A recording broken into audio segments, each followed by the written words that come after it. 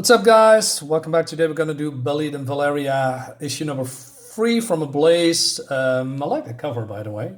I like the red and then with the black and white in front with the shading and all that stuff. It looks really nice, in my opinion. Unfortunately, the rest of the book, looks good, don't get me wrong, but oh man, the writing is abysmal. In my opinion, of course. So I had my issues with the first and the second book, right? I called out what the problems is. Unfortunately, it's in here as well, and I presume it's also in issue 4 and issue 5. So we're gonna do this. All right, it's been written by Max Bemis. Max Bemis, I do not like your writing style at all, and I'm gonna tell you why. Artist Rodney Buchemi. Rodney, I love your art. Your art is gorgeous, really good to look at. Colorist Dino Ribeiro. Yeah, I like the colors as well. It's not too bad. And lettering Taylor Esposito. Well, Taylor has a field day because she needs to do all the letters because, well, we are here. And Jesus Christ, resolution zoom in. Thank you very much. So yeah, we have Bêlit here. She's being, offered to the spider god, and then, I don't know, something happens to her. And then we see all this, so she has a poet that she rescued in first book, and then he's writing all that down, right? So this whole dribble that you are seeing here in the rest of the book, that is what he is putting into the book, like some kind of, epic, so he writes a book about her. Anyway, about the mighty and immortal Bêlit come from the sea.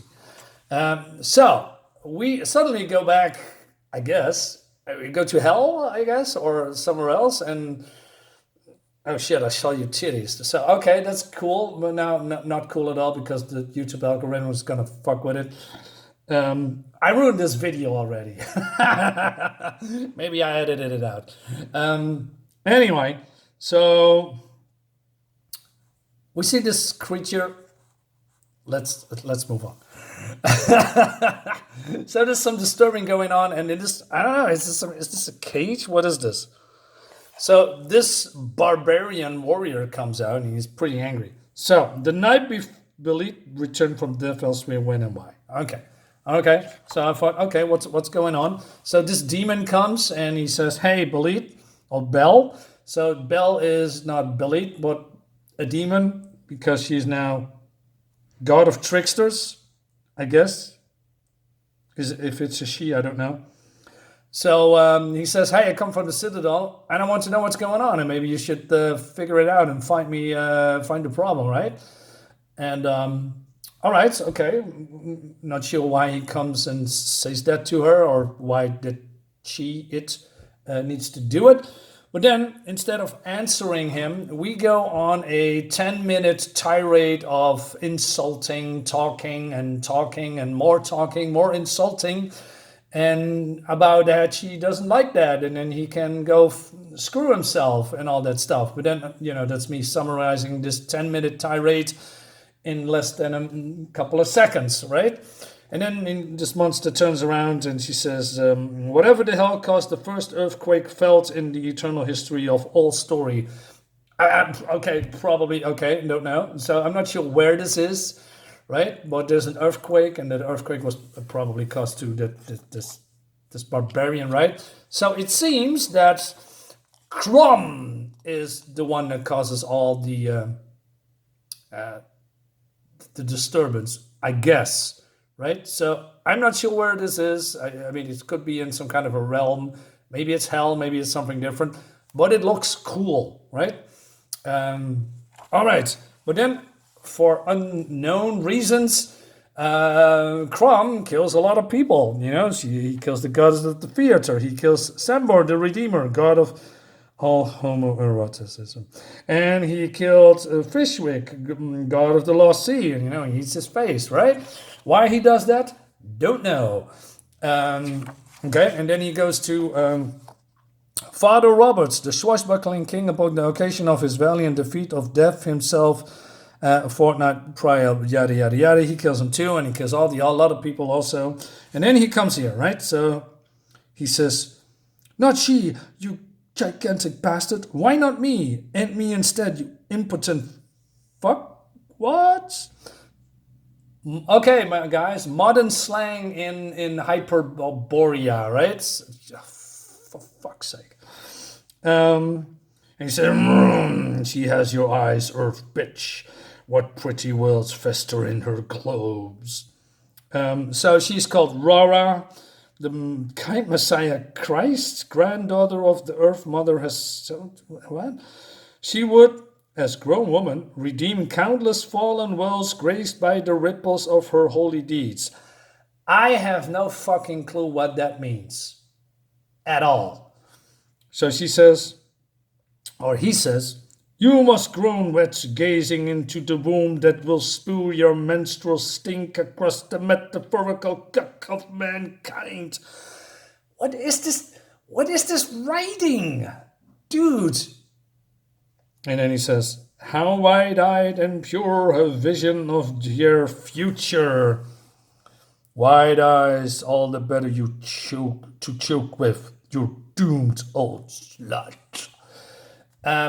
I don't know, man, but as far as I know, Crom, he sits on the mountains. He's the, god of the Sumerians, I guess, god of the barbarians. And the problem that I have with this whole story, like I said in the last one, they all talk the same. They all talk like they are from 14, 15 aristocratic century poets, oh my God, from royalty, and they are sipping tea and eating delicious food while the peasants need to be poor on the streets. Am I right? Yeah, I'm just exaggerating, but you know what I mean. They all talk the fucking same. There is no difference. Even the lowest of the lowest of the lowest denizens of hell talk like they have, that they have created poetry, right? Like they are Socrates or something like that. I don't get it. And that's basically my biggest gripe. And of course, the unrecognizable dribble, what this, writer tries to show us. I have half of the time no fucking clue what's going on, what the story goes, what the purpose is. We see some people dying because of Crom. I don't know why. But you giving me all this, blocks of text for reasons. And then, I don't know, this Belle, wants to escape, and she's planning or something, but oh no, Crom comes and disturbs the whole thing. So this whole page is, basically moot. And everything is, crumbling, and she falls into, I don't know, is this a sewer? On the ground river? What is this? I don't know. She's being skewered. I believe that's a she. And there's a reason for that. So he says, trickster, you don't look well, sister mine. So sister, okay, so all right, she's a she, right? But then, okay, now we go to this. Now I'm going to read this. Now listen what this guy has to say. Did you know that the man flights of fancy that parade themselves through the minds of idiot men as myth? There exists a distorted version of our own Merrin, a manly, fearsome god, allows himself to be fooled by his weak younger brother time and time again, only to forgive the little him time and time again, keeping them ensnared in a codependent homoerotic ball for all eternity. English, please. I'm not a rocket scientist. I'm not Socrates. I'm not from that era. I'm not.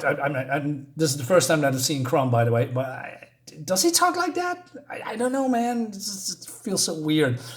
And then I don't know. He talks about the trickster, and then he has something between his legs or whatever. And he talks. You can read this. This is terrible, right? Explain to me what you are trying to say in a different way, right? This is so exhausting to read. And then she damages him, and then we see a flashback.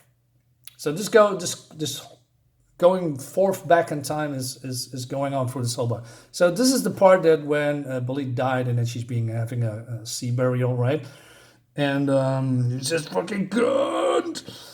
And also we see this that now we're here in the now with the spider monkey, and then no man or woman could possibly fell Crom. It turns out that your legend rings true. The architects of your demise proved to be a cunt with a knob, and the shortcomings of your own baby testicle of a brain. Okay, so I don't know. Is hell collapsing? Is everybody's dying? I don't know. I don't know what's going on. Everything is crumbling down around him, but I don't know why. Right? Where did he did this? Is this deliberate? Is just I don't know hell crumbling or this dimension crumbling or this world crumbling? I don't know because everything seems to be crumbling. Spectacular page, by the way. And she says, I, Hystera Fallen Wallace, Earth Mother of Hyperborea, Spellkeeper of entire Pantheon, I invoke the right of Sheeman and Thrakem. Something like that. Okay, so basically she wants revenge, right? I get that. But then we go to the now when Bêlit is getting skewered by this ape monkey. In death, I am no longer the Earth Mother. I become wet nurse of the new moons. I don't know what that is. I pledge my life and my soul to you, God-woman of a fallen world with the dissolution of my relevance. What's going on? I name Bel, trickster, as the successor to my story spirit's reigning immortality. Why? Why? Just why? Why it? Why she? I don't know. And then we go to Bêlit fighting people, I guess, the undead. I'm not going to read this. And so this guy is just still, writing. And so, okay, all her children is dead. She's screaming. And avenge me, stuff like that. And then we go to, I guess, when Bêlit was resurrected and she's sleeping with the poet and she reads what the poet has read. And, well, still things are crumbling in the other worlds. I'm not sure if this is in past or in real time. I guess in the past, it's not really explained. And she's being mad because you using my actual pain to add substance to your goddamn funny book. It's pure inspiration. Bullshit. Translated from underwater gibberish. Yeah, dude. Max, your whole book is gibberish. It's incomprehensible. Fucking A. And then we go to the now when she's still having a seizure. Ape monkey throws her away, but no, she is still enraged and not sure that she has now that hidden power because reasons and probably so. If Bel, this creature, does that mean, is this her ghost? Does that mean she is entering the body of Bel when she was buried underwater? Is that what you're trying to say? I don't know. And then, oh no, she's attacking the ape and the ape gets it and it's okay. And rips him completely open and the ape is dead. And then the sorcerer comes and says, hey, I'm here to rescue you, although she doesn't need rescuing, and said something about wiping out the sorcerer's guilt or something of this whole gathering. And she's covered in shit, mud, and blood. I don't know, man. This is just it's crap. The writing is crap. Absolutely bonkers. It doesn't make any sense. It feels weird to read this, right? So it's basically a chore to read it. It's fine to look at, but even the flow of the story is not good at all with all this flashing forward, flashing backwards, something in the middle, in like this in the hellscape or whatever it is. Just give me a little bit more context in a more comprehensible way, right? Instead of, I have to read this particular story or dialogues 20,000 times to decipher what you're trying to tell me. Why is Cromwell, killing all these people? Why does he kill this little child or whatever? It's BS. It's just not fun to read. Yeah. So I'm. It's a shame. I was looking forward to this book actually, right? To this series with badass woman, going on a killing spree and with some nice art and maybe some cool story. Unfortunately, this isn't it, except for the art. The story is shit. Anyway, that's all I got for today, guys. See you next time. Bye-bye.